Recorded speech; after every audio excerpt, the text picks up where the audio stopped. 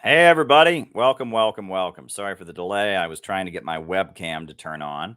Had some work to do this morning, a lot of phone calls and all of that. But now I'm here to do my noon stream with all of you.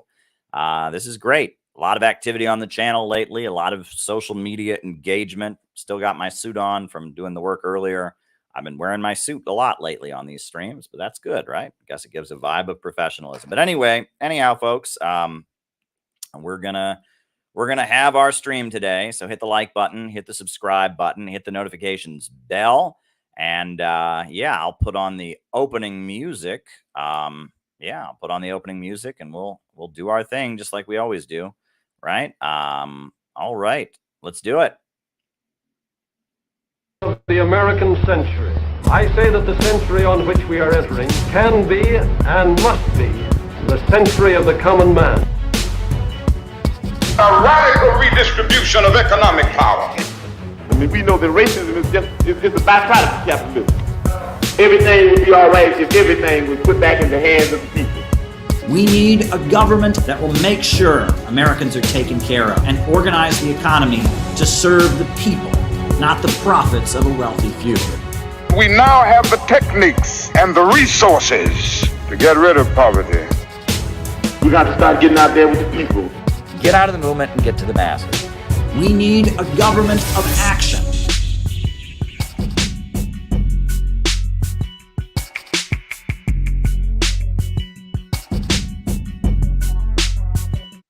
Welcome, everybody. Welcome, welcome, welcome. It's just another afternoon here. It's 12:06 p.m. Eastern Standard Time. I'm here in my lovely Brooklyn apartment. Got my lovely bookshelf behind me. Got the lovely unnamed diet beverage. We're just having another afternoon chat. Looks like I'll be traveling pretty soon. Waiting for the details of that to be worked out. A lot of chaos lately. But that's my life, right? That's the exciting life I lead, I guess, right? Is all this chaos and going different places, going here and going there. And, that's life lately. But look, all of my thoughts, everything I am doing, everything on my mind, at the center of my attention is Portland.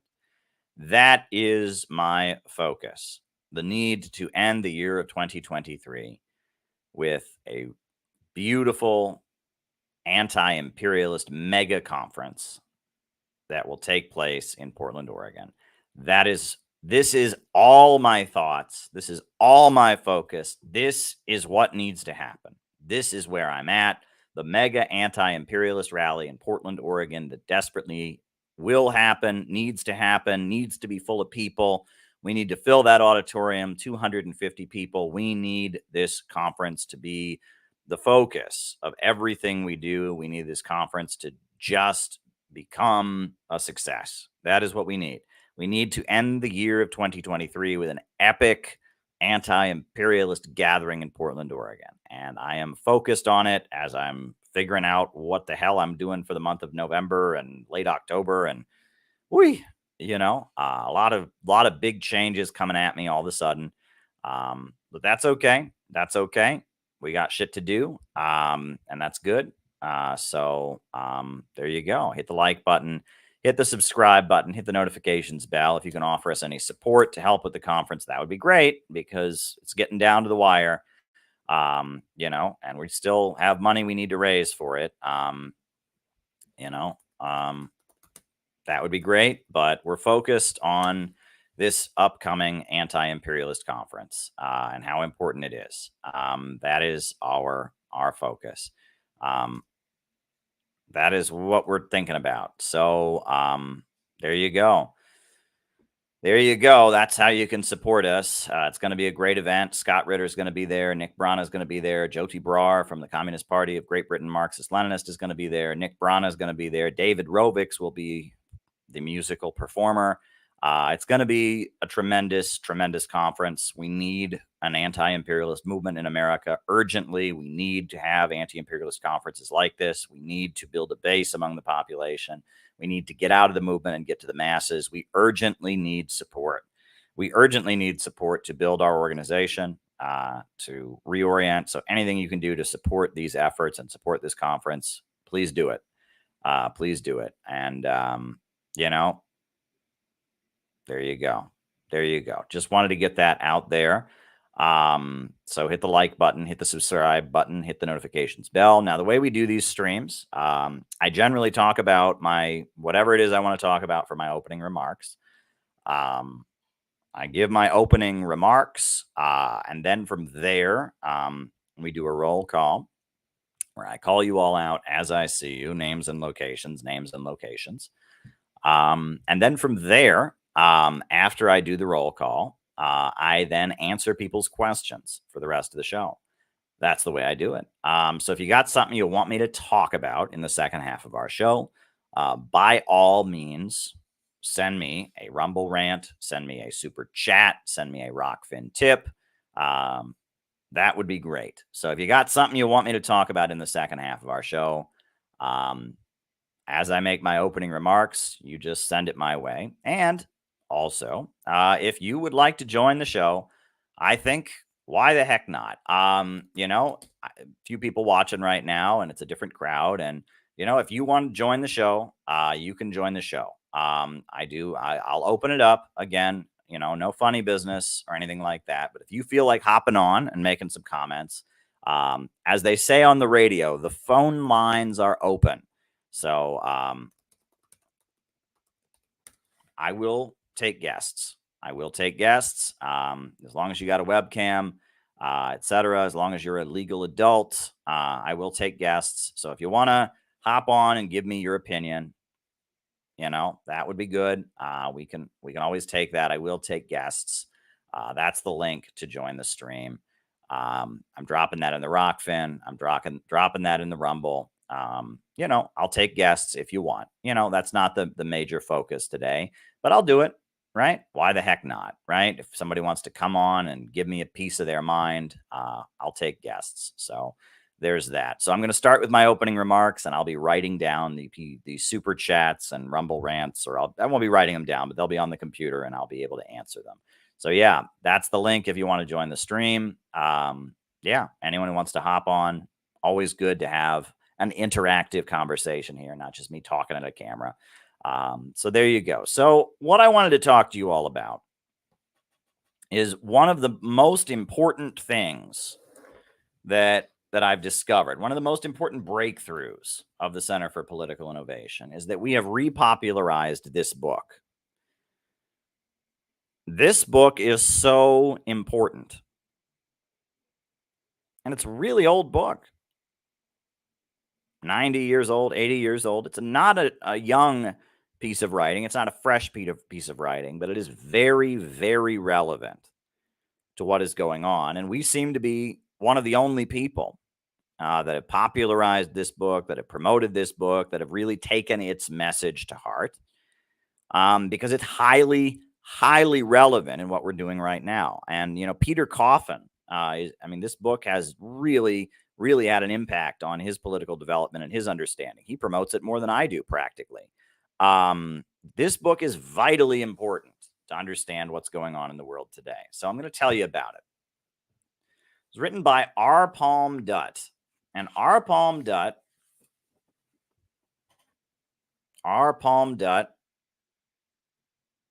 was the leader of the British Communist Party in the 1930s. He was of Indian heritage, born in India, I believe, a nation that was colonized by the British. He became a prominent anti-imperialist and communist intellectual in Britain during the 1930s. And R. Palm Dutt saw the rise of fascism around the world. And as a scientific Marxist, as a Marxist economist, he decided to get to the essence of what fascism is. And he brought with him the Marxist critique of capitalism. Right? When the Great Depression happened in the 1930s, if you asked any communist why it was happening, they would tell you overproduction. That's what they would tell you. Everyone knew that was the problem with capitalism that had led to the Great Depression.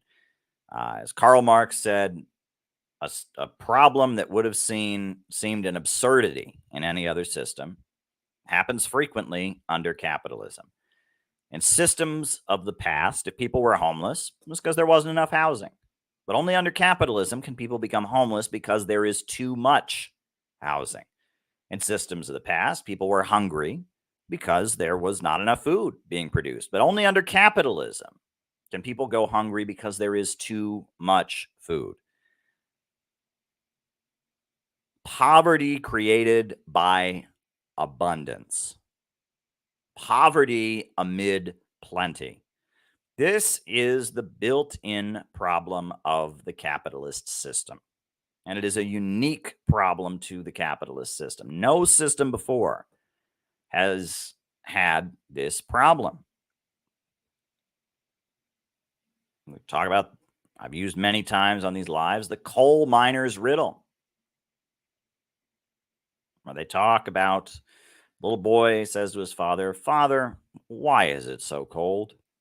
And the father says, "Because I can't afford any coal to heat the stove."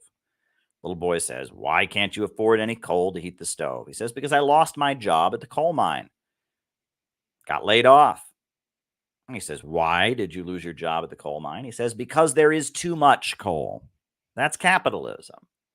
And no other system has had this problem. And this problem is exacerbated by technology. Technology makes it easier and easier and easier to produce more and more goods. However, technology also reduces the role of the worker in making it, and less workers are hired to work in production. And the workers that are hired are easier to replace. There's less training is necessary, less skills, so you can pay them less. And that this problem of overproduction, of the capitalist constantly churning out goods, and the worker constantly getting paid less and less, and his ability to buy them back constantly being less and less, this creates economic crises. The term economists use for the problem of overproduction, they call it glut. The idea that, the price of food is dropping because so much of it's being produced. And we have all kinds of mechanisms to deal with this that have been invented by the capitalists to try and resolve it. One of those mechanisms, the U.S. Department of Agriculture just buys a shit ton of food. They have billions of dollars worth of cheese buried in a cave in Missouri. Why? To keep the price of dairy high, to inflate the price of dairy, to keep all the American farms from going out of business. And then food stamps, the food stamps program. It's a way of keeping the price of food from decreasing dramatically. It's keeping people buying and purchasing the amount of food, because this is a constant problem in the capitalist economy. Too much stuff gets produced, and when there's too much stuff, everyone gets poorer. And that doesn't make any sense. Self-driving cars. I use this example many times, right? Many people talk about how the threat of self-driving cars is hanging over the capitalist economy. Why would self-driving cars be a threat?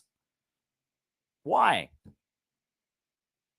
The idea that human beings could advance to a new technological plane, and that this chore, this labor, this human labor called driving, that's done by truck drivers and taxi drivers, traffic courts, state highway patrolmen, gas station attendants, all these things, all these human tasks that are necessitated by the fact that we have human beings drive cars could be eliminated. That should be a great thing. That should be tremendous. That should be an amazing, amazing development. The fact that human beings could cross a technological plane where we don't need driving any longer. We have self-driving cars. Should be a great thing, not under capitalism. Under capitalism, that would lead to millions and millions of people losing their jobs. All the truck drivers would be out of work. All the taxi drivers would be out of work. All the traffic courts, all the state highway patrolmen, all the gas station attendants, all of them would lose their jobs. Well, that's not right. Higher technological advancement leading to a greater abundance of resources, decreasing the amount of human labor that needs to go on, should be a great thing. But it's only under capitalism, where we have a system where production is organized for profit, that technological advancement leads to greater poverty. And that is the built-in problem with the capitalist system. It creates poverty amid plenty, poverty created by abundance. And this is a problem. This is a very, very, very big problem. And generally, if you look over the history of the capitalist economies, it's generally after a great technological leap that you have a great long-term capitalist crisis. And this points to the irrationality of the capitalist system, right? And I didn't invent this stuff. R. Palm Dutt said this back in 1934, and he wrote a book explaining how fascism is an attempt to resolve the capitalist crisis with degrowth methods. That is what fascism is. It is an attempt to use state power to roll back the wheels of history and force down consumption, force down production, roll back technological development in order to save capitalism. That's what fascism is. Fascism has an economic basis. That is what fascism is. Fascism is not an ideology. The ideology is something they make up in order to do what they do. Fascism is not an aesthetic. The uniforms, the costumes, the speeches, all of that is something they make up in order to do what they do. Fascism is based on the problem of overproduction, the tendency of the falling rate of profit, the irrationality of the capitalist system. And that is what R. Palm Dutt talks about in this book. And that's why this book is so goddamn important. It's so important in our time because there is so much confusion about what fascism is. People say fascism is the right wing. No, there's plenty of right-wingers that ain't fascists. We've had right-wing governments all over the world. People say fascism is racist. Sometimes, right? Racism is a useful tool in driving down living standards, playing workers against each other, stratifying society. So sometimes, but not always. But racism is definitely a tool used by fascists to justify what they do, but it's not. There's plenty of people that are racist that aren't fascist. And people say, well, fascism is authoritarianism. Wasn't there authoritarianism under capitalism all the time? Don't they always imprison revolutionary activists? Don't they always suppress people's civil liberties? Hasn't there been a whole fight in this country just for the right to organize, freedom of speech? The communists created the American Civil Liberties Union to protect our liberties. The essence of fascism is economic.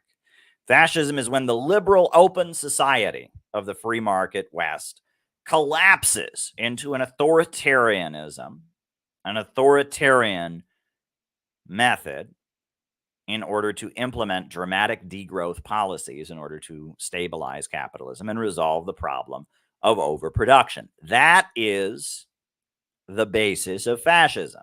Fascism is degrowth. Degrowth is fascism. Fascism is a political, social movement created by the capitalists to force the implementation of degrowth policies, to suppress sections of the capitalist class that would oppose degrowth policies. That is the essence of what fascism is. Fascism is rooted in economics.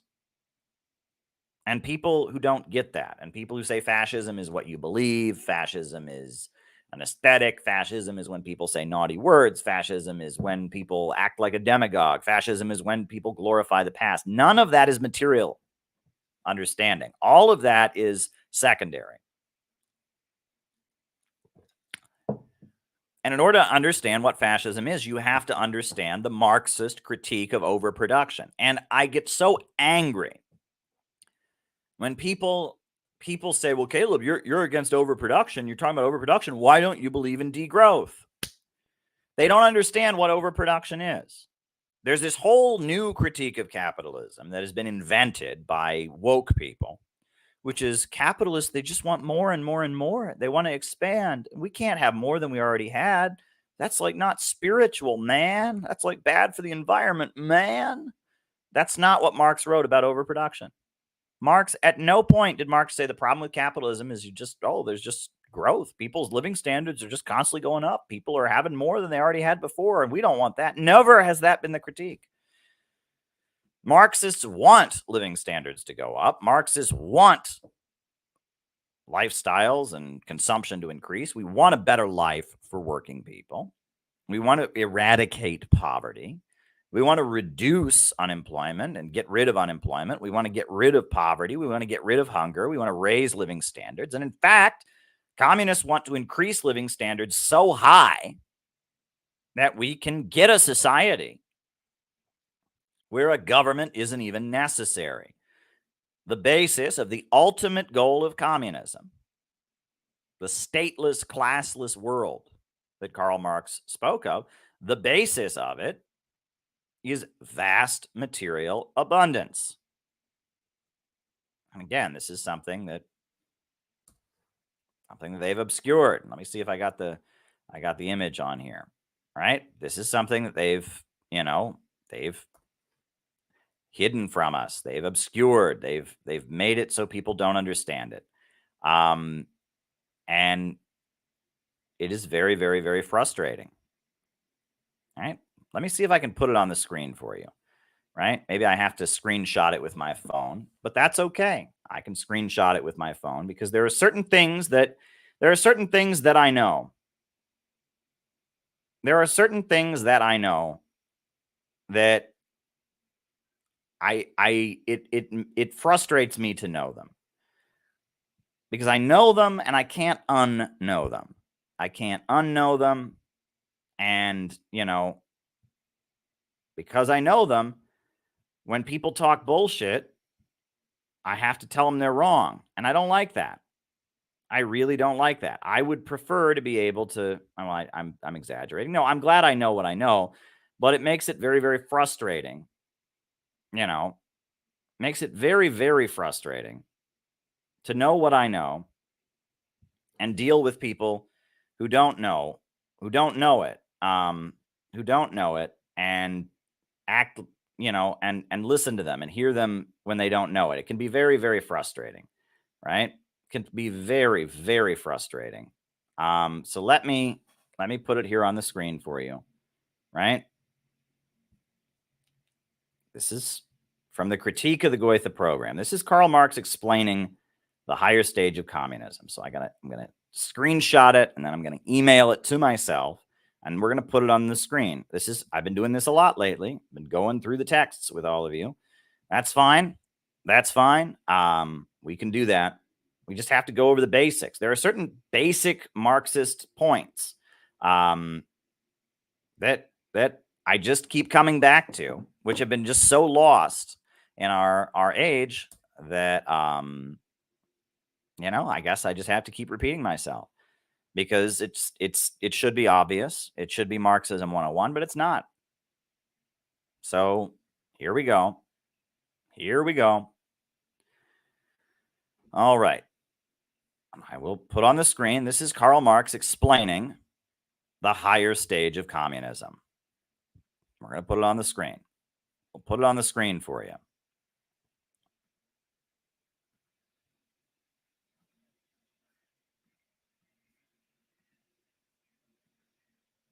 This is from the Critique of the Goethe Program. This is when Marx explains the higher stage of communism. But these defects are inevitable in the first phase of communist society, as it is when it has just emerged from the prolonged birth pangs of capitalist society. Right can never be higher than the economic structure of society and its cultural development conditioned thereby. In the higher phase of communist society, so he's talking about the ultimate goal, the higher phase of communism, after the enslaving subordination of the individual to the division of labor, and therewith the antithesis between mental and physical labor has vanished, after labor becomes not only a means of life, but life's prime want, meaning people only work because they feel like it. A society where people enjoy working, a society where labor is life's prime want, meaning people feel like working because work gives them fulfillment. After the productive forces have increased with the all-around development of the individual, and all the springs of cooperative wealth flow more abundantly, only then can the narrow horizon of bourgeois right be crossed in its entirety, and society inscribe on its banners, from each according to his ability, to each according to his needs. That is the higher stage of communism, as Marx explained it. Labor becomes life's prime want, meaning people don't have to work. They work as a means of enjoyment. There is no division between mental and physical labor. The springs of cooperative wealth flow more abundantly. Karl Marx is very clearly saying that in order to have the ultimate goal of communism, from each according to his own ability, to each according to his needs, in order to reach that ultimate goal, you have to have vast abundance. You have to have so much wealth that the need for any division between mental and physical labor vanishes, that people only work because they feel like it, because there's no real necessity in working. I mean, he's describing a society. This has nothing to do with degrowth. This is not degrowth in any conceivable way. So let's be clear about that. You can't believe in degrowth and believe in that. Degrowth and this are incompatible. They are just not compatible. You cannot believe in this and degrowth. You just can't do it. Communism, the higher stage of communism, is based on vast expansion of wealth. And I just can't make these points enough. I have to repeat them. They are the basis. You know, if you read my book, Where is America Going? I've got it over here. All right. If you read this book that has, rattled people up and has created headlines, this is the understanding of it, right? If you want to understand what's happening in America right now, you have to understand the Marxist critique of capitalism, which is not people have too much stuff, right? This is the basis of our understanding. I'm going to put more quotes on the screen. Why not, right? Since we're doing this, people like it when I put quotes on the screen, right? Let's go back to the Communist Manifesto. All right, we'll just put the Communist Manifesto. This is a quote from the Communist Manifesto. I'll put it on the screen. All right, again, this will show you what the critique of capitalism was from Karl Marx. This is from the Communist Manifesto. I'll screenshot it, then I'll email it to myself, then we'll put it here on the screen. Because we just need to be clear on this. There's so much confusion out there. There's so much disinformation. We just need to be clear on these points.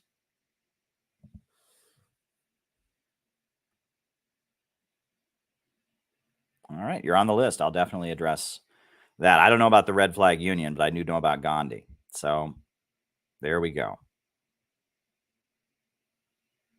Okay.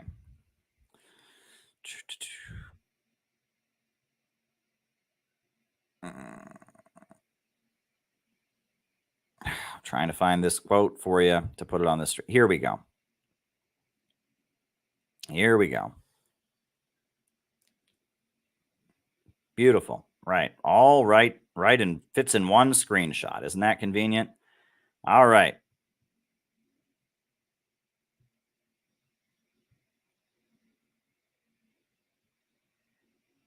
All right. So I'm going to email it to myself and I'm going to put it on the screen. This is from the Communist Manifesto. This isn't some obscure Marxist text. This is from the Communist Manifesto.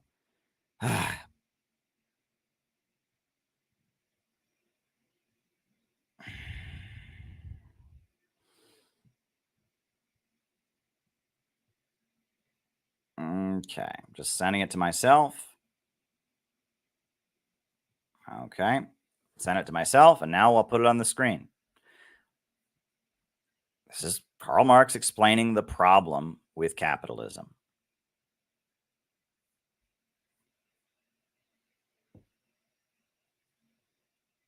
Here we go.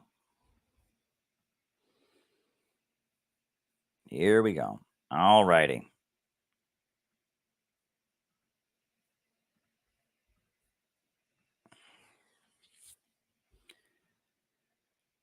In these crises, there breaks out an epidemic that in earlier epochs would have seemed an absurdity. The epidemic of overproduction.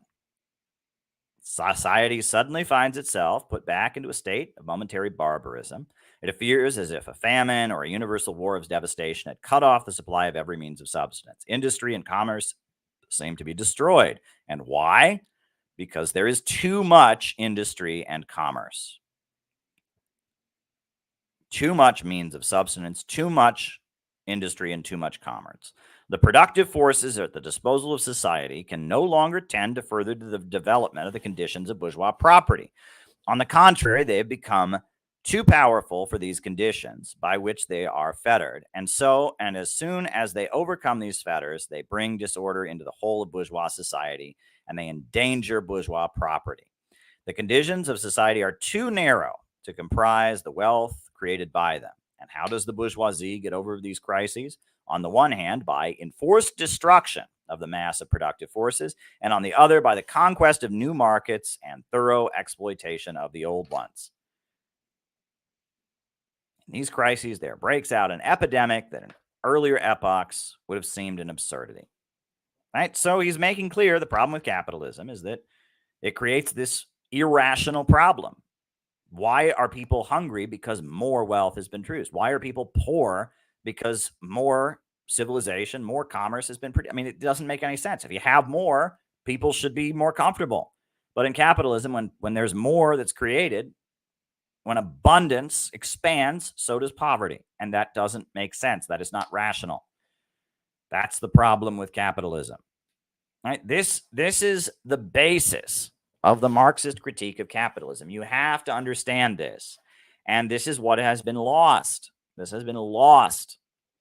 The woke left doesn't believe this. They believe in worker cooperatives. They believe, they're missing the point. Capitalism is a system where, as technology advances, poverty and economic crisis are the result. And that is at odds with the nature of humanity. Human beings are tool-making creatures. Human beings are species that have gone from hunter-gatherers in the woods to space travel to creating iPhones and iPads. I'm being projected all over the world right now. I'm being projected all over the world right now. People are watching me. I think Simon, who just asked a super chat, is in Norway. This is the nature of humanity, is to advance. Human beings are the tool-making creatures. Human beings are the species that is constantly reaching a higher technological plane. But right now, the irrationality of the capitalist system is holding back our ability to advance as a species. Right? This is the Marxist critique of capitalism. So, yeah. If anyone wants to send a super chat for the second half of the show, like Simon just did, that would be great. If anyone wants to send if anyone wants to jump on, if you got an iPhone or if you got a camera, you can join the stream. More guests are always appreciated. If you want to hop on, I'm opening up the phones, as they say on the radio. I'm opening up the phones. In this case, I'm opening up the videos or whatever. If you want to hop on and give me a piece of your mind, that's the link. I put the link in the Rockfin. I put the link in the StreamYard or in the Rumble. If you want to join the stream, you're welcome to join the stream. Always good to have people jump on. Always opening it up if anyone wants to come on. But I just want to continue making these points because this has been lost. And we have to, I'm not concerned so much with what your view of secondary questions is. I'm holding on to this, which is the basic economics of Marxism, the basic understanding that capitalism holds back human productivity, that capitalism holds back the ability of the human species to advance to a higher technological plane, that capitalism leads to poverty amid plenty. This is the basis of Marxist economics, right? And I mean, if you just, I'm not an atheist, right? I believe in God. Marx was an atheist. I have broken with Marx on the overall dialectical materialist worldview, but I still hold on to my understanding that people shouldn't be poorer because more wealth has been created, right? I mean, you can disagree with Marx on all kinds of things, but if you miss this, you miss the boat. And there's so little understanding of this in Marxist circles now. I find it so infuriating. People think that socialism is compatible with degrowth. People think that socialism means opposition to wealth itself. They think wealth is bad. People think that socialism is a worker cooperative scheme where you have individual profit-centered worker cooperatives competing with other worker cooperatives, and that is not what it is, and that doesn't resolve the problems of production organized for profit. This is a problem. This is a problem. And people don't understand the higher stage of communism. That the higher stage of communism is based on there being vast abundance. That the level of freedom that we have in Western capitalist societies is based on a level of economic development. People have lost all of this, right? That, the bourgeoisie, they turn freedom into an abstract value. And this is something I said in my recent conversation with Angela McCurdle, the chair of the Libertarian Party. Why is it that no one was talking about freedom of religion, freedom of speech, freedom of assembly until like the 1400s in Europe? Why? Were people just evil until then? That's what you would believe if you listen to the speeches of Joe Biden, if you read the writings of Samantha Power and Anna Marie Slaughter and the thinkers that are running the State Department, the ideologues of Western capitalism. If you listen to them, that is what they believe, that freedom is a question of good versus evil. There are good countries that have freedom. There are bad countries that don't have freedom. And societies that didn't have freedom, it was because they weren't moral. They lacked the morality to recognize that people should have freedom. And the societies that do have freedom, it's because they're moral and they recognize that man was made to be free. Well, Marxism takes with it the understanding that freedom is based on a level of economic development. No society had talked about freedom of speech or freedom of religion or any of that until the 1400s in Europe, because of the fact that no society had yet reached the level of technological abundance or technological development, abundance, to facilitate that kind of freedom. You couldn't have freedom of speech and freedom of assembly in the medieval times. Try running a subsistence agrarian economy with that level of technology, and everyone can just think whatever they want, say whatever they want, believe whatever they want, practice whatever belief they want. It wouldn't work. Wouldn't work.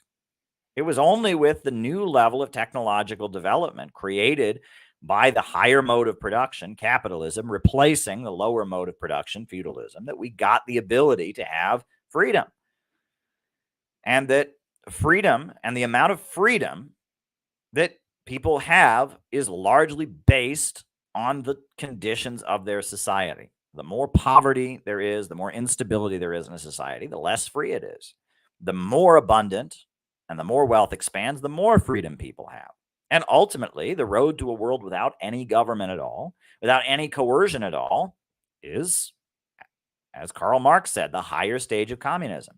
By eliminating the irrationality of capitalism, we can reach the higher stage of communism, this ultimate goal of a society where labor becomes life's prime want, right? The higher stage of communism is based on so much abundance existing that freedom can expand to new heights and new bounds. Freedom is intrinsically tied up with development. That is what I'm trying to get you all to understand. Freedom and development walk hand in hand. You can't have freedom without development. You can't have development and development without freedom. That It's not a matter of good versus evil. It's not a matter of good people not violating the rights of others. You don't understand it. Human beings are collective creatures in nature. The nature of humanity is collective, and we tend to organize societies based on the level of abundance, based on the level of technology, based on how we can best, create wealth and how we can function and have the stability needed, and that freedom expands as wealth expands. And as poverty and instability expands, freedom disappears. And this is basic. And there's when US society with its ideology makes freedom into an abstract good, they miss the point. And so this is where Marxist historical materialism is very helpful in understanding these things. That doesn't mean we can't acknowledge a subjective factor. That doesn't mean, but there is material reality. For the bulk of human history, we were hunter-gatherers. Then at that point, we became slave society. And after that, we became feudal. And after that, we got capitalism. And now, out of the chaos and the instability and the holding back of development of capitalism, countries around the world that have tried to break free from that system have become socialist countries. And socialism is emerging as a form of resistance to capitalism. And eventually, socialism will give way to the ultimate goal of communism. And all of that is based on abundance. All of that is based on human beings and their drive to reach a higher mode of production, a higher plane of existence. And this is Marxist materialism. And you can't understand fascism, and you can't understand wokeism, and you can't understand degrowth, and you can't understand the decline of the West and the war drive against Russia and China. If you don't have this stuff, you can't understand what's going on. Right? The reason that they are desperate to destroy Russia and China and Iran and Venezuela, the reason for that is because of the fact that these countries have broken out of their system and have organized their economies without capitalism. They have central planning. They've eliminated the rule of profits and are thus rising. They don't have the problem. In China, technology has advanced and the population has also gotten wealthier. Computers are not ripping apart China. They're ripping apart the West. The Western capitalist societies are being ripped apart by the gig economy, by the fact that there are millions of people that no longer have a place at the assembly line. Right? This is essential. This understanding is essential. And it frustrates me that I spent years learning this stuff, to have people arrogantly come at me and think communism is when we share everything. And I will say that in America, we always get these very caricatured, snide views of communism. And I made it. Peter Coffin edited for me a great piece from a live stream where I ranted about how stupid anti-communism can be. There's no wrangling with these ideas. And what frustrates me is a lot of the people on the internet who call themselves communists are simply repeating the stereotypes. I was told in school that communism is when everyone gets paid exactly equal. I had a teacher who said, communism is if I gave every kid in the class a C, then it would be equal. But if you worked harder and got an A, well, you'd still get a C. If you did no work, and you should have failed, well, you'd still get a C. That's what communism is. That is not what communism is.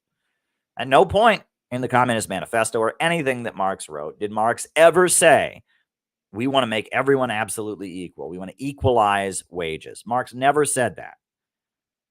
Communism is about public control of the means of production, rationally organizing the means of production so that wealth can greatly expand for all.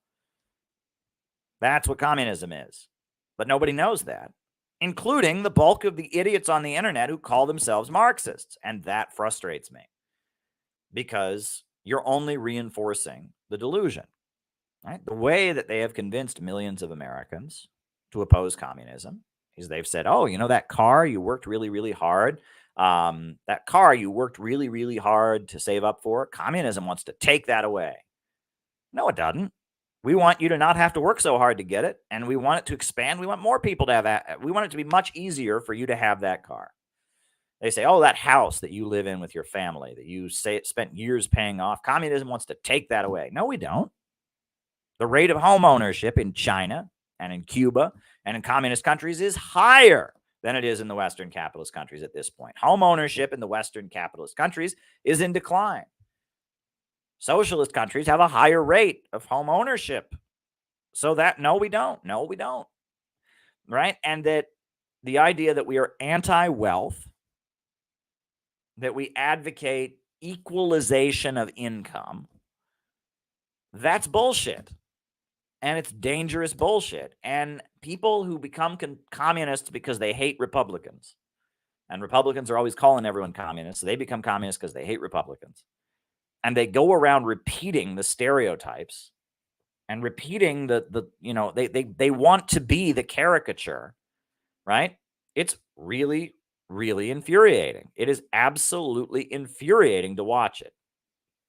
But anyhow, folks, like I said, the stream is open. If you wanna join the stream, if you want to come on and give me your opinion on a few things, have a chat with me. The stream is open. You're welcome to join the stream. I dropped that in the Rockfin. I dropped it in the Rumble. You're welcome to join the stream and give me your opinion on a few things.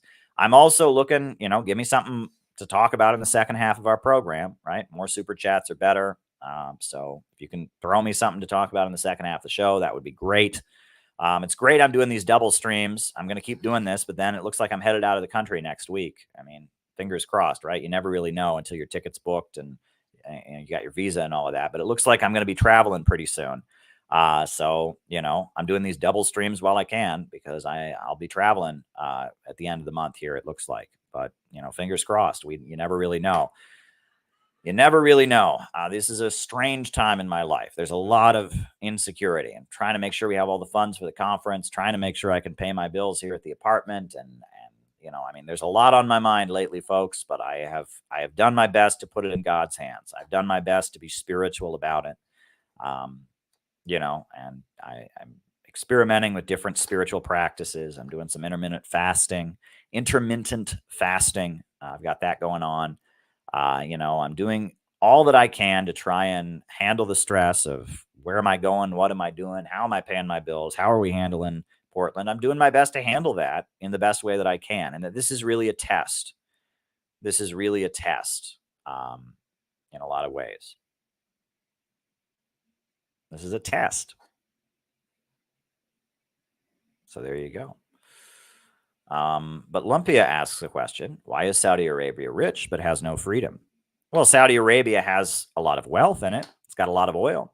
And that oil makes a lot of money for Western corporations. And it makes a lot of money for the Saudi citizenry, in particular the Saudi royal family. But you have to remember that 1 in 4 people in Saudi Arabia is a guest worker slave that has no rights whatsoever. And you have to also remember that among the citizenry, who are not guest workers, who are actually Saudi citizens, you have the Shia underclass that have absolutely no rights. And, they don't live in the levels of poverty that the guest workers live in. They're not like literal slaves. But you have to remember that they are only allowed to work in manual labor, the Shia oil workers, and that they don't experience that. And that Saudi Arabia, it's got a lot of oil and it's got a lot of sand. But there's not a lot of economic development there. And a lot of the people involved in Saudi society do live in extreme poverty. The guest worker slaves that have no rights, that are basically just slaves, they live in extreme poverty.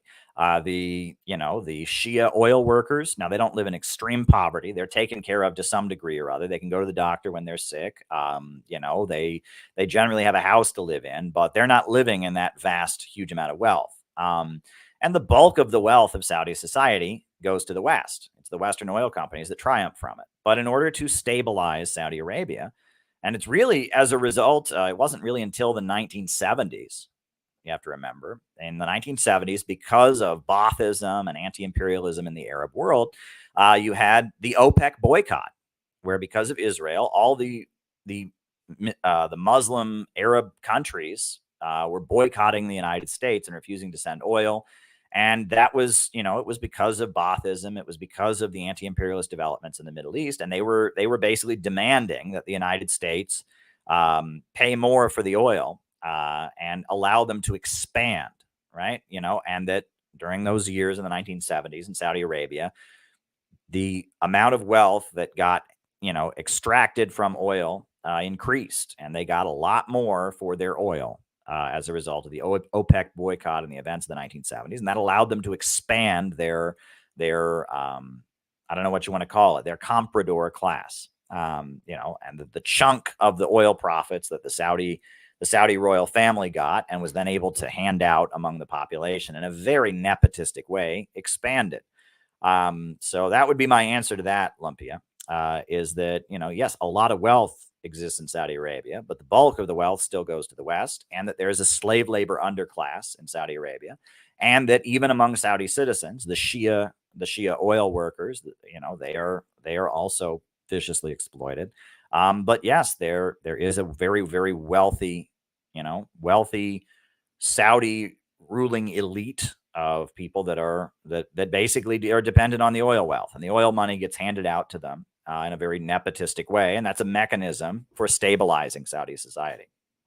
In the 1970s, it was basically made clear that if you didn't want to have communist revolution all over the Middle East, you needed some level of stability in the U.S. aligned countries, and you had the OPEC boycott, and suddenly oil started costing a lot more, and with the oil cost expanding, and with the revenue, a bigger chunk of it staying in Saudi Arabia, you got a more expanded middle class. And, in a way, you could argue that's similar to Singapore. Singapore is a society that, it's in the third world technically, but it has a very small population. It has a huge number of guest workers, slaves, and a lot of people in Singapore live very wealthily. But Singapore is also a very authoritarian society. It's a very Bonapartist regime, right? And I think that's, again, Singapore is a great example of this. Singapore, Saudi Arabia, these are very, very authoritarian societies where, in Singapore, there's a couple families that basically just rule it, and the state controls, the economy very, very much. But it's Bonapartism. The state controls a lot of the economy, and there's not a lot of freedom. And there's a slave labor underclass, and there's a lot of wealth, right? And that Singapore is an example of that. Saudi Arabia, Singapore, these are societies that are a result of all the confusion that has gone on. But it must be added, and I will throw this out there, that Singapore, Saudi Arabia, these countries only are able to be what they are because of socialism. And they would never admit that. They would never admit that. But if it wasn't for the Bolshevik Revolution of 1917, never would have been this way. Never would have happened, right? It was because of the wave of development that came as a result of the Soviet Union breaking free from Western capitalism and industrializing and aiding many countries around the world in development. Only because of the Chinese Revolution, China breaking free, and China having a rising living standard and all of that. Only because of that the basis for these kind of Bonapartist small states to exist and demand higher pay from the United States. That's the only way they were able to exist. And they kind of parallels. Singapore, people generally associated with the Asian tiger countries. You had Park Chung-hee. You had the guy in Taiwan who came after Chiang Kai-shek's son. I can't remember his name. And that the USA needed a barrier against communism. And so it allowed them to, with heavy state control, build up their economies. And on top of that, China was right there, especially in the 80s. China was expanding. China's economy was expanding very, very rapidly. And they were able to be part of that Chinese explosion that came from Deng Xiaoping and came from socialism with Chinese characteristics. So they were able to use that. And so you had the Asian tiger countries that emerged. And when the Asian tiger countries emerged, the USA didn't particularly like it. In the 1990s, the Asian tiger countries, they experienced direct sabotage from the United States. George Soros pulled all of his money out. You had the collapse of the Asian markets. And Lee Kuan Yew was not particularly liked by the United States. Bill Clinton and Lee Kuan Yew went head to head on many occasions. And you can remember some of the incidents around that. Lee Kuan Yew, even though the USA backed him as a strong man against communism, they didn't particularly care for him. And you see that now that the human rights and NGO organizations are generally disruptive in Singapore. They see Singapore, despite the fact that it's not a communist or really even an anti-imperialist country, it's a free wheel. It's a Bonapartist government that will occasionally, and is very close to the People's Republic of China, is very tied in with the Chinese economy. And, they won't necessarily take orders from the United States. And every so often, Singapore does throw down and just tell the United States, no, we're not going to do what you say. Now, I don't know. Where is Singapore standing on the Russia-Ukraine thing? I'd be curious to hear about that. I don't know exactly where they stand, but every so often they do throw down and say no to the United States. And you'll notice that's when all the NGO stuff will flare up. And suddenly, and the critiques that they have of Singapore are all legit, right? It's not that the critiques that they have of Singaporean society are wrong. I mean, if you tweet against a judge in Singapore, you go to jail. They'll imprison you for tweeting against a judge. Well, that's bullshit, right? Shouldn't you be able to say, I don't think this court ruling was fair? Not in Singapore, you can't. Well, there you go, right? In addition to that, in Singapore, there's very liberal use of the death penalty. You use drugs in Singapore, they kill you, right? I think when you get on the plane in Singapore, they read you this audio announcement, like, just so you know, if you bring drugs into the country, you will be killed within 8 hours. Right. And that's generally how they operate. If they find drugs on you and you arrive in Singapore, they kill you within 8 hours. They take you directly to court. You had the drugs, you get killed. It's vicious use of the death penalty in Singapore. So there you go. So just doing one of these afternoon streams and all of that. And yeah. All right. So, all right, so it's been about an hour. We're about to hit the 1 hour mark. Names and locations, folks. Names and locations. I will call you out as I see you. Names and locations. Names and locations. Names and locations. Who is with us tonight? Names and locations. Who's with us today? And after that, I guess I'll answer the one super chat I've got. And then I'll be done. Unless anyone wants to hop on and join the stream, you can join the stream. I'll drop the link in the chat one more time. You can join the stream, or you can send me a Rumble rant, get me talking about something. So we got, who do we got here in the chat? So we got, names are going by, but that's okay. All right. So we got Dark Dragonov in San Diego. All right, very good. We got Fakio in Montreal. We got Chris in Salt Lake City. We got St. David's, Bermuda. Right. We got Works in Progress in Ottawa. We got Clinton Fraser in London. We got Alex from Brazil. We got Jenny Lynn in Cincinnati. We got Patrick in Maine. Patch in Arizona. Olympia Logic on the road in the Midwest working. Very, very good. Very, very good. Right. Who else do we got? We've got Meredith and Quinn from Washington. Welcome, welcome, welcome.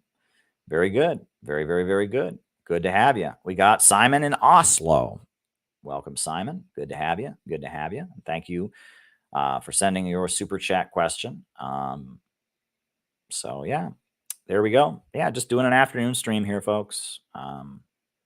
Ian from England. Welcome, Ian. Good to have you, Ian.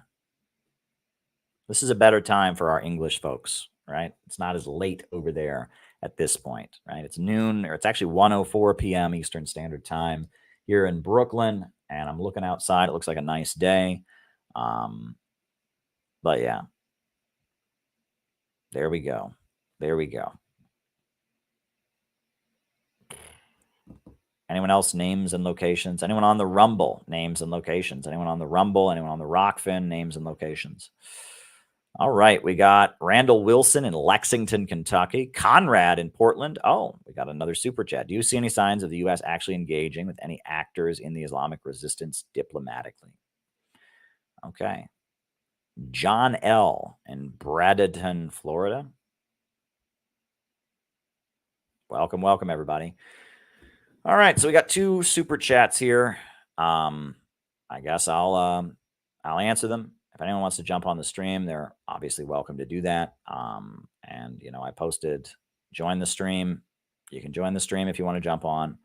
The phone lines are open, and I'll answer these two questions. In Harpal Brar's book, Social Democracy, and I have that book. It's right over there. Can't reach it. Social Democracy, The Enemy Within by Harpal Brar. And that book is mainly about the British Labour Party and how they betrayed the working class, how they're not really a socialist party. But in the book Social Democracy, he mentions Gandhi. That's Mahatma Gandhi, the Indian anti-colonial pacifist dude, selling out the Red Flag Union. Who were the Red Flag Union? Google offers nothing. I don't know who the Red Flag Union were either. What I do know is that Gandhi was in favor of Indian independence, and he was very anti-communist, and he was also somewhat sympathetic to Adolf Hitler, and that you can read Gandhi's letter to Hitler.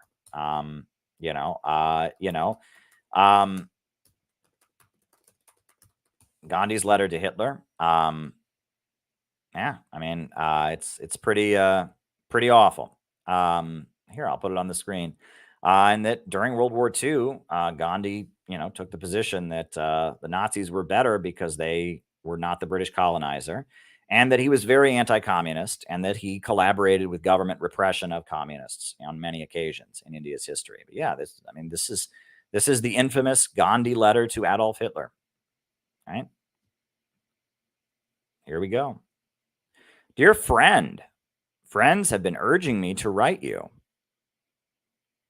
for the sake of humanity, but I've never resisted their request because of the feeling that any letter from me would be an impertinence. Something tells me that I must not calculate that, and I must make an appeal for whatever it may be worth. It is quite clear that you are today the one person in the world who can prevent a war which may reduce humanity to a savage state. Must you pay that price for an object, however worthy it may appear to you will be? Will you listen to the appeal of one who has deliberately shunned the method of war, not without considerable success? Anyway, I anticipate your forgiveness if I've erred in writing to you. That is Gandhi's letter to Adolf Hitler. Yeah, so make of that what you will.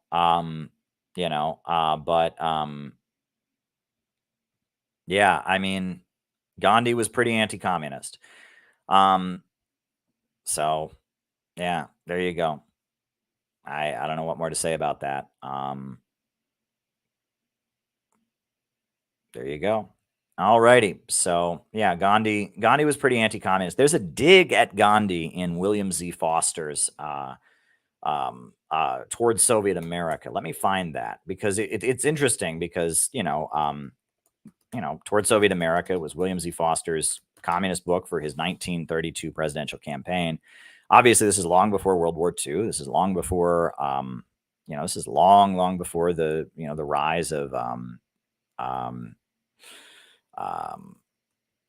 this is long before even Hitler was in power in Germany. Not long before, it was a couple of years before that. But let's see what the dig at Gandhi is in right. Okay, so here we go. This is what William Z. Foster says Towards Soviet America. He says, social fascists are still more dangerous masters at this demagogic art. As we have seen, they have, under the pretense of fighting for socialism, backed up every plan that capitalism has put forward for saving itself and more intensely exploiting the toilers. Under the fig leaf of socialism, they supported the World War, the Versailles Treaty, the Doss and Young plans, the Kellogg Pact, the Chinese butcher Chiang Kai-shek, and the Indian faker Gandhi. Even as these lines were being written, they are working together with the Spanish coalition government to shoot down the heroic Spanish workers. Yes, that's what he had to say about that. That's from William Z. Foster in Toward Soviet America. He has kind of an international line. This is a particularly interesting section of Toward Soviet America. I'll link it. Toward Soviet America was William Z. Foster's, presidential campaign book from 1932.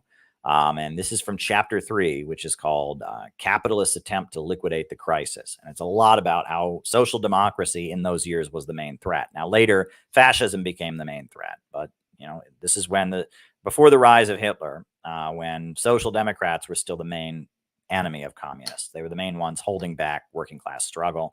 And he calls them social fascists. Right? He says, the most insidious and dangerous to the workers of all is this crop of demagogues are the so-called left social fascists. The substance of their activities is, while giving practical support to right social fascists, to criticize them in the name of revolution. They are radical phrasemongers par excellence. Their objective task is the confusion of the most advanced elements of the workers, and therefore the breaking up of serious movements against the capitalists and their reactionary labor henchmen. Throughout the Second International, there are such groupings, including the Maxtonites in Great Britain. Who are the Maxtonites?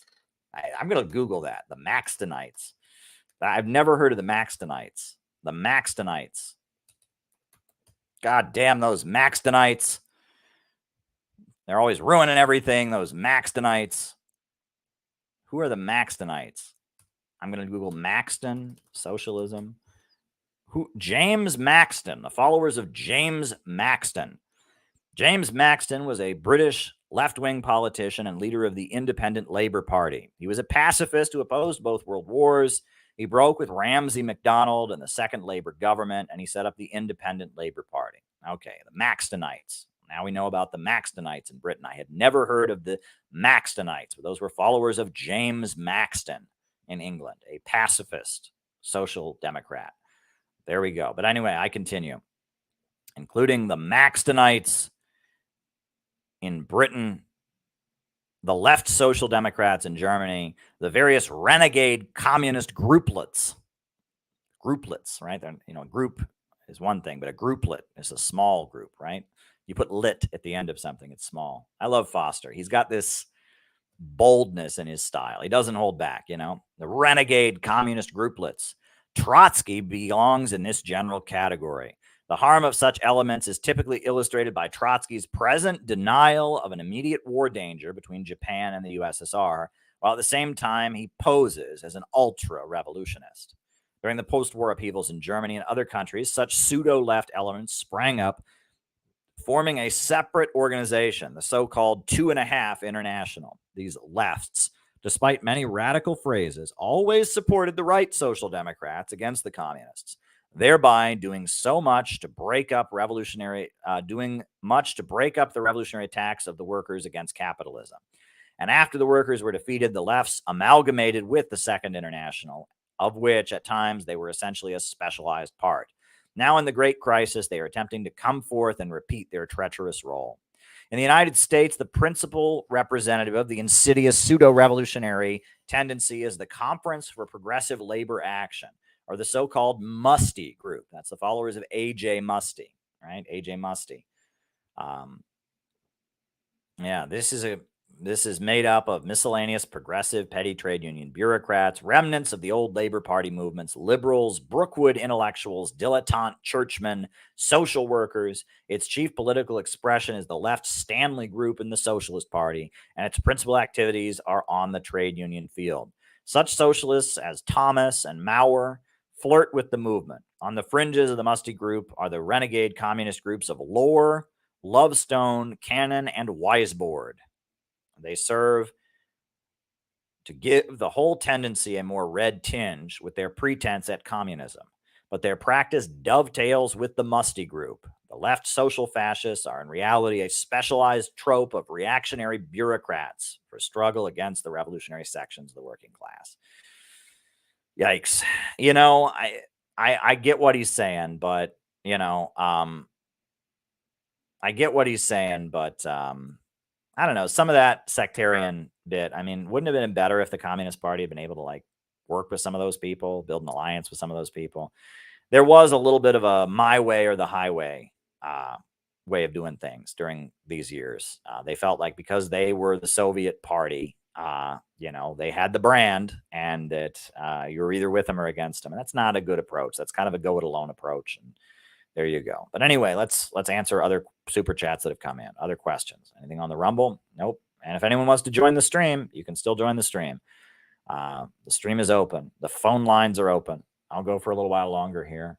Got a radio interview at 2:40 I'm doing for Sputnik Radio, so probably want to go do that outside, take a walk. Do you see any signs of the U.S. actually engaging with any actors in the Islamic resistance diplomatically? What is the Islamic resistance? Are you referring to Hamas? I mean, there is probably some form of back channel communication with Hamas, I would assume. But directly, no.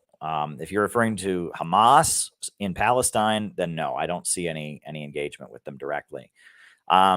But around the world, I mean, look, I mean, the USA and Iran are clearly, I mean, they're talking to each other. I mean, you saw that the USA released the funds in South Korea recently. There are, I mean, look, the Muslim Brotherhood is a whole current of Muslims around the world that is basically pro-American, pro-Western. The Muslim Brotherhood. So let me just break this down. I've done this on this stream, but it's worth repeating. I've done it on streams before. In the Muslim world today,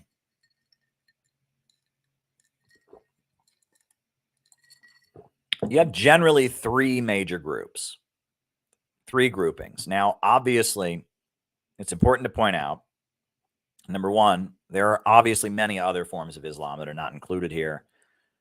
And number two, it's also important to point out that within all three of these groups, there are outliers who don't follow the general trend, and there are people of other religious trends who align with them. So it gets a little confusing. But generally among Muslims in the world today, the first group that you have, probably the biggest one, is what you call is westernized Sunnis. They're Sunnis. They don't recognize the imams that came after the Prophet Muhammad, and they are adherents of the Muslim Brotherhood perspective. They are aligned with Turkey and Qatar. They watch Al Jazeera. Al Jazeera kind of puts out their worldview, and they are westernized in the sense that they believe in capitalism and the free market.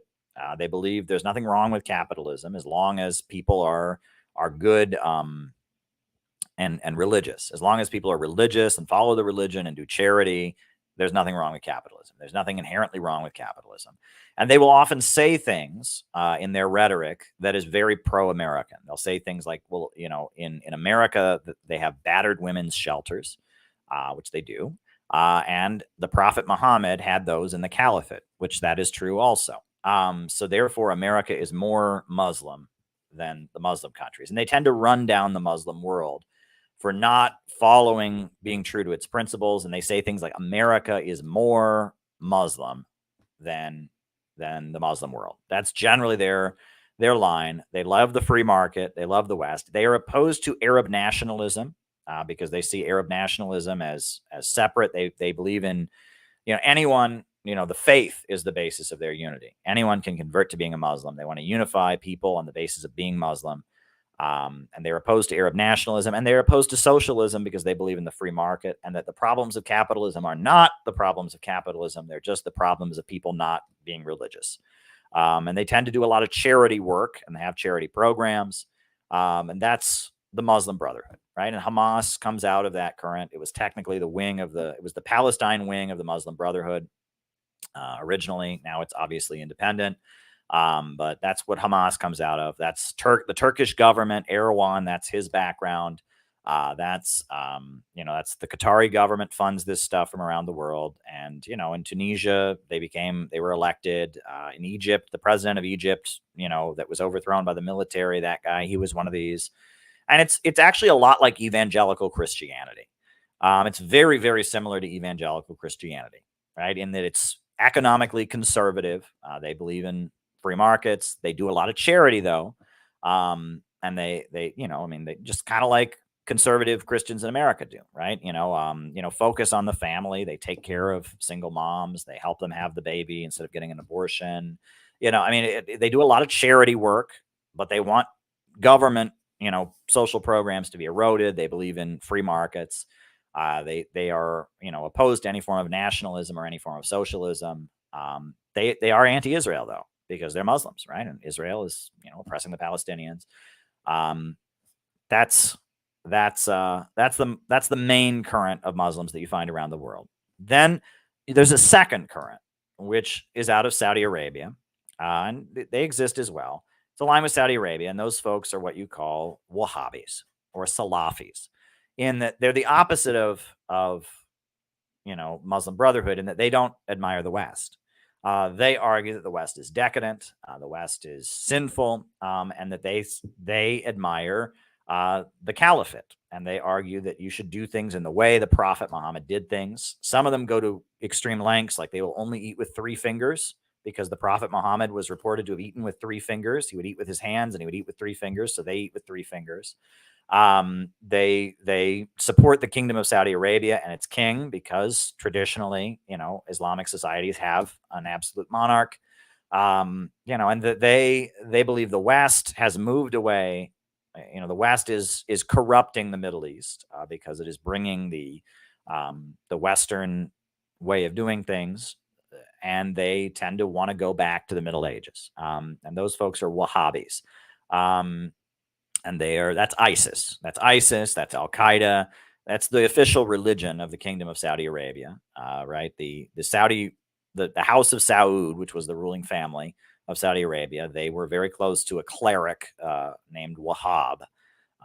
And Wahhab is the founder of this kind of teaching, that we need to go back to, the Prophet Muhammad. We need to kind of recreate feudalism, basically. Recreate the semi-feudal way of doing things in the time of the Prophet Muhammad. And it's anti-Western because it sees the West as decadent, as sinful, etc. That's the second current. And then there is the third current, which is the Shia current. And the Shia current, that's aligned with Iran. That's aligned with Syria, the Syrian Arab Republic, which is mostly Sunni. And that's why I'm saying, again, there are Shias that sound like Wahhabis, even though they're not, right? But they talk that way. There are Sunnis that are sympathetic to Shia. This isn't a universal thing. For every one of these categories, I just talked about Muslim Brotherhood and Westernized Islam. I talked about Wahhabism. I'm about to tell you about Shia and the axis of resistance. But there are outliers within all these groups. None of this is universal. So I'm just telling you. But these are the 3 major currents that you see. But there's a sliding scale within all of them. Okay. So then you have the axis of resistance. And those are forces that are they're kind of holding on to the legacy of the 1960s anti-colonial revolutions that swept the Middle East, right? And you have the Syrian Arab Republic, and there's many Sunnis. The majority of people that support Assad in Syria are Sunni, but they're Sunni, and they support the Syrian Arab Republic, and they think Iran is a great anti-imperialist country. You have Iran, which are Shia. Iran is 12 Shia Muslims. They recognize 12 imams that came after the Prophet Muhammad. They hold on to the legacy of the Islamic Revolution of Iran. Iran was a revolutionary. It was an anti-capitalist revolution, not capitalism but Islam. They tend to like Cuba. They tend to like the Bolivarian countries of Latin America. They are anti-imperialist. This is the Houthis in Yemen, which are a different kind of Shia than the Iranians. This is the Bahrain, freedom movement that wants to remove Saudi influence from Bahrain and have Bahrain be an independent country with a Shia majority. This is the Islamic Jihad in Palestine, the IJP. This is Hezbollah in Lebanon, and these are the forces that are anti-imperialist, right? They are in the anti-imperialist camp. And some of them are Sunni, some of them are Shia, and Iran is the main center of all of this. And that's why Iran is the main force of resistance. But there's Sunni forces that are involved in this current. The majority of fighters for Assad in Syria are Sunni. Assad himself is an Alawite, which is an obscure religious sect in the Middle East that has a lot in common with Christianity. That that is very similar to Christianity, and but they believe Imam Ali, that like the angel who was supposed to bring the message to the Prophet Muhammad, was originally supposed to give it to Ali, and accidentally went to the Prophet Muhammad. And it's a very, and they don't pray in mosques; they have prayer rooms in their houses, and their beliefs are very secretive and esoteric. That's Alawites and Alawitism, right? And that there are, again, in this current, the anti-imperialist current, there are many forces that are not Shia, but Shia and Iran and Iranian Shiaism is the center of it, right? They're a state, right? They're a government that has a lot of oil and has millions of people. They're the center of anti-imperialism in the Middle East. You got Syria, you got Hezbollah in Lebanon, you got the Houthis in Yemen, you got different forces. Those are the anti-imperialists, right? So those are the three, like, I guess you could call it the three, what do you call it? The three, the three currents within global Islam. Now, obviously there are other, there's like a group of Muslims in, I think, Azerbaijan who support Israel, right? And there's like, I've heard there's some sect in India there's many sects, around the world, little groups that recognize some other prophet that came after Muhammad, which most Muslims would say if you recognize a prophet after Muhammad, you're non-Muslim, but there's little sects and it's complicated, right? But generally, those three groups that I just laid out, those are the three layers of the Muslim world. Hamas is from the Brotherhood current. Saudi Arabia is the main leader of the Wahhabi current. Turkey and Qatar are the main, funders and backers of the Brotherhood current. And Iran is the center of the anti-imperialist current. There you go. What I have noticed is that genuine communists in the Middle East tend to align themselves with Iran, which doesn't make sense because Iran is very against Marxism. A lot of communists were executed in the immediate aftermath of the Iranian Revolution. However, Iran is the center of resistance. The Popular Front for the Liberation of Palestine supports the Syrian president Assad, and they are aligned with Iran. The Communist Party of Lebanon is aligned with Hezbollah in the government. They have a couple seats and they are aligned with Hezbollah. This is, in Yemen, the Southern movement has divided, but the bulk of the Southern movement in Yemen is aligned with the Houthis. And the Southern movement are communists that want to restore the Democratic People's Republic of Yemen. There used to be two Yemens. There was North Yemen and South Yemen. South Yemen was communist. It was the Democratic People's Republic of Yemen. And North Yemen was like a monarchy, I believe, or some kind of, I don't know, not communism, but I think it was a monarchy, if I'm not mistaken. But Yemen, the Southern movement, they're called, that wants to restore the separation. They want an independent South. They are communists. They are aligned with the Houthis.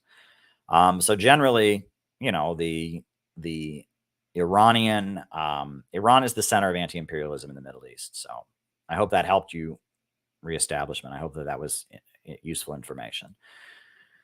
Okay. Is China imperialist? No. The 2014 book by N.B. Turner uses Lenin's points on monopoly and export of capital to make this argument. Is there any merit to it? No, there's not, because, imperialism by definition holds back development. Just because Chinese corporations trade around the world, the export of capital in the context of a non-capitalist economy, and doing so in a way that builds up and strengthens domestic corporations. Look, imperialism is about monopolism. It is taking sections of the third world and holding back their development, using them as a captive market. China's not doing that. When China trades with a country, their private sector becomes more prosperous, right? They build infrastructure in countries. They allow the domestic economy to flourish. China, the role of China in terms of economics does not match the role of the imperialists in terms of economics. Yes, there are corporations that make profit. That's true. Yes, there are businesses that make profit and do business, but that's not, no. China is not imperialist if you look at the role that it's playing. Imperialism is not simply making money, right? Imperialism is an economic relationship. It is an economic relationship in which the monopolies based in the imperialist homeland are super exploiting the people of the country, and they're making super profits. You know, imperialism is a whole process, and that is not what that. If you look at any country China trades with, and that's just not how it works. China is not imperialist. All righty. Sadhguru is a World Economic Forum shill. Sadhguru, isn't he one of those like Indian mystics? Sadhguru, right? Yes, Sadhguru, right? This is a world I'm not very familiar with. I am not very familiar with this world of like gurus, right? This is part of like the US counterculture from the 60s is the gurus, right? You know, as these guys from India who are like mystics that like white European people pay lots of money to sit and listen to their lectures. I'm not familiar with that. I will say that when I was in my first year of college, I was hanging around with different Maoist communist groups, and I did some work in New Orleans. And there was a group of followers of Prem Rawat.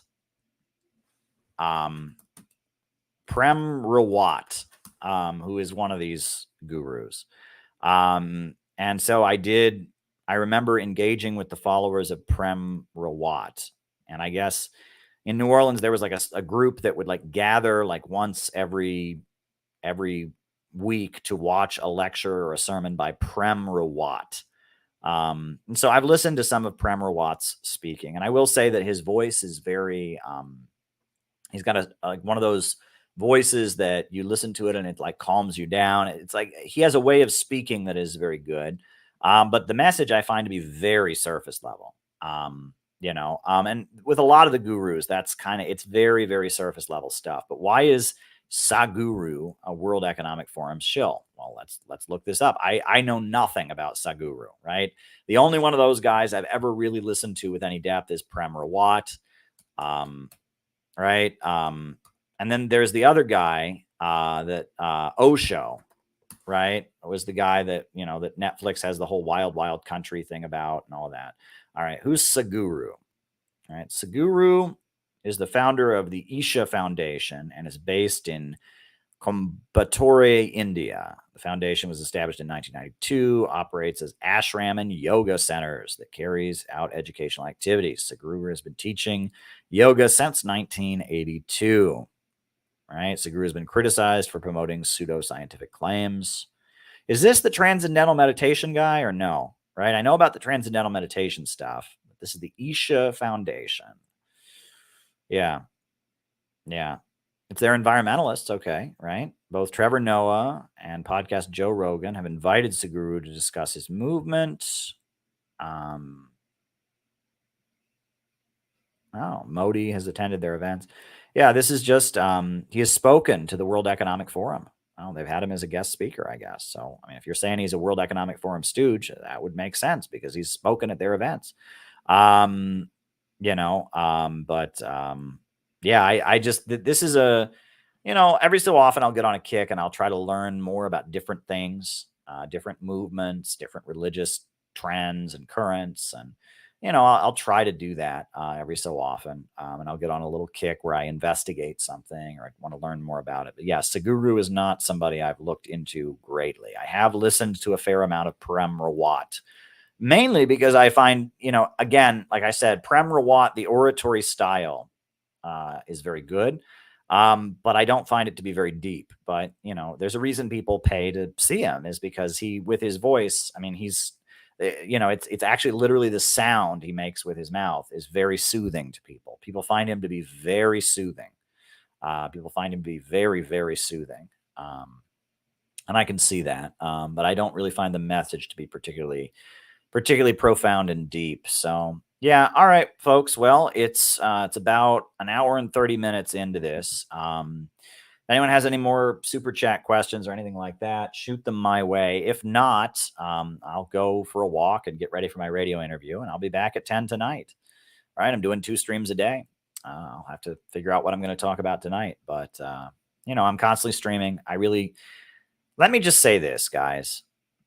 let me just, unless any more super chats come in, I'll end after this, but I'll just say this. You guys are really, really important to me. I mean that. The ability to come on here and chat with all of you and answer your questions and get to know you and get to engage with you, get to share my knowledge with you and my thoughts with you, get to have your feedback and engage with you. It really means so much to me. I wouldn't give this up for the world. I talked about making this more exclusive because of all the haters that we get. And that's something I would like to do. And honestly, it's a bit dangerous for me to get on here and be so genuine with all of you about how I feel about things. It makes me a little bit vulnerable. As we've seen, I've faced some pretty vicious attacks, pretty vicious streams. But, it is really, really special to be able to engage with all of you. And as much as you all enjoy listening to me, I really, really enjoy being able to talk to you. And my life has been deeply touched by all of you. It really, really has. I've been really, really deeply touched by the fact that I've been able to engage with all of you. And it means a lot to me. And yeah, I just wanted to get that out there, and that it goes both ways. Right? I've had people say to me, well, Caleb, listening to your streams has gotten me through some of the depression I've dealt with. It's gotten me through some rough times. I'm glad to hear that. But being able to talk to you has gotten me through some rough times, and it's gotten me through some hardship. It really, really means a lot to me. And that's why I am determined that this not just be an online thing. That's why I'm committed to building the Center for Political Innovation, because what we have here, the love in our community, is really, really special. And I really, really value all of you. And in these times when people are being atomized so frequently and divided and played against each other, it's urgent. It's absolutely urgent that we learn how to hold groups and communities together.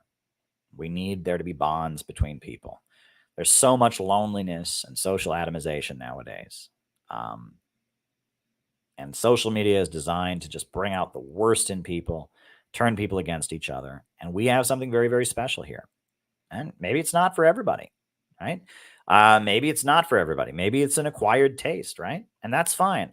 You're here probably because I'm offering you something, right? That there's something here that speaks to you, and maybe that's not for everybody. And that's okay. It doesn't have to be for everybody. But I am convinced that there's a lot more people that would love what we do here. That would really, really love what we do here and what we do with CPI and stuff. There's a lot of people that would really love that if they could see it. And we got to figure out how to expand. I am constantly praying about Portland. I'm constantly thinking about Portland. It's like I live, breathe, and sleep Portland, right? Because I know how important Portland is going to be. It is the most important thing I've done in a really long time, right? Portland is the center of my focus. And if you're in this community and this community is special to you, I hope that it can be the center of your focus as well. I want all the spiritual power of all of our community to be focused on making Portland a success. We need to close out the year of 2023 with an epic event in Portland, Oregon. We need this community to be rejuvenated. We need the anti-imperialist movement to be rejuvenated.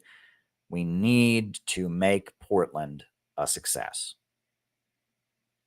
So anything you can do, just in terms of thinking about it and praying for it, anything you can do to help make that happen, I deeply, deeply appreciate. Because life has been pretty chaotic lately. Again, looks like I'm traveling next week. Not confirmed, though. I don't know. I don't know if I'm traveling next week or not. I still don't know, right? I mean, it looks pretty well confirmed at this point, and it looks like I'm headed, somewhere else. You'll hear the details soon. It looks like I'll be traveling again after that. But and then we got Portland, December 2nd in Portland, and some activities beforehand, some activities afterwards. So anything you all can do to help us get through all this chaos, because this has been a chaotic year for me. And for all of us, right? It's been a trying time for our community. It's a trying time for the world, and I think about Palestine, 12 civilians dying every hour. My God, that's why I'm not satisfied damn it.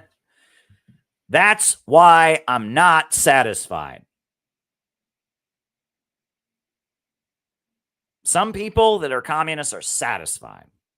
You know, I went to the rally on Friday and I saw the Workers' World people and I saw the Bobavakian people, these senior citizens, and they're satisfied, right? Oh, well, the USA is, giving money to Israel and Israel's killing 12 Palestinians every hour. But, we got to have our little rally.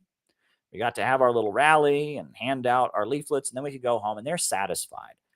How can you be satisfied? How can you be satisfied with these circumstances? I'm not satisfied. I'm not happy to be America's loyal opposition.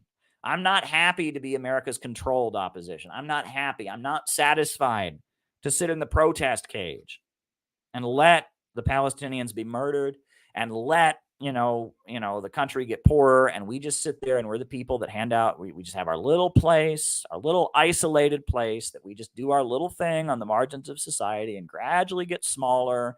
And we close down one office and we go to a smaller office, and then we close down another office and we go. I'm not satisfied. As somebody who believes in this, I refuse to be satisfied, and that is why I couldn't be part of the synthetic left. The synthetic left are satisfied. They're okay with it. All these little communist groups that are just getting smaller and smaller and smaller. I'm not satisfied. I am going to give this my all. I am going to give this every ounce of effort I can give it because I actually believe in this. And the people that this has just kind of turned into their gig, Soviet Union fell and all that, but this is my gig, so I guess I'll just keep this going. I continue to have a lot of anger at those people. I'm not feeling particularly angry right now. Maybe it's the fact I have been fasting, whatever, but I'm not feeling particularly angry. But that is why I am so committed to doing what I'm doing with CPI. People say, well, it's all about your ego, Caleb. It's all about your ego. If it was all about my ego, I wouldn't have done this. I mean, this put me in more danger of personal attacks, smearing, harassment, etc. This is because I refuse to be satisfied. Some people can just be satisfied. The USA can kill 12 Palestinians an hour, but they got to go and protest and wave their Palestinian flag, put on their Saddam Hussein costume, and so they're fine. And then they go home. They're satisfied. I'm not satisfied. Out of the movement to the masses is because I'm not satisfied. I am not satisfied. And I do not understand the forces that are satisfied. The forces that are content just being the fringe. The forces that are content just being America's designated opposition. I am not okay with that. People are dying of opioids. People are hungry. It's time to pave us some roads. It's time to build us some schools. It's time to build a wing of U.S. society that is aligned with Russia and China, that wants to do business with Russia and China, that wants peace with Iran, that wants peace with Venezuela. The American working class are struggling. They're hungry, and I am not satisfied. I am not satisfied. So that's why I'm here, because I am not satisfied. And there's a part of me that just always insists we could be doing better, that always sees great potential. There's a part of me that just burns within me that says we can do better than this. We can build, we can construct, we can do better than this. And that part of me, I just can't turn it off. I just can't turn it off. My life would be so much better if I just turned it off. If I had the ability to just turn it off, right? If I'd been in the Workers' World Party and I saw us dying as an organization and I saw all the potential and I just turned it off, I would be a much happier person. Can't do it. If I had been, if I were able to be the RT reporter that I am, I love RT and I love the work that I do. But if I was able to go, well, I've got my job, I report on RT, that's all I can do. Well, nope, I can't do that. I am not satisfied. I am not satisfied. I think about those Palestinians who are getting killed. I'm not satisfied. I think about my neighborhood, and the hunger and the people that I went to school with who die from opioids or, in the military. And I'm not satisfied. I'm not satisfied. I see great potential to improve things. I see great potential to make a contribution. And I am determined to use whatever I've got, all of my being, all of my intellect, all of my soul, I am going to throw myself at the wall and I'm going to keep going because I'm not satisfied. You know? And that's everything that you've seen that we've built is based on the fact that I refused to be satisfied. And he's also not satisfied. And I'm glad to hear that because there's great potential. There's great potential to get things done. And that's what I've said many times is the scary thing about CPI is that there is so much potential. The fact that we've done all that we've done, the fact that we've done all that we've done and others haven't, you know, there is so much potential. So I just wanted to talk about that. So on that note, folks, I'm going to put on the closing music and I think I will be back tonight at 10. We'll be back tonight at 10.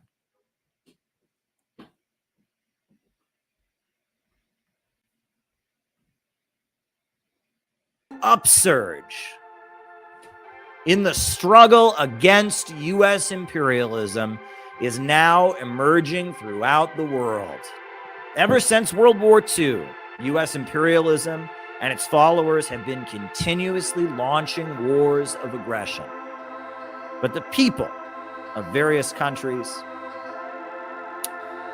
have been continuously waging revolutionary wars to defeat their aggression.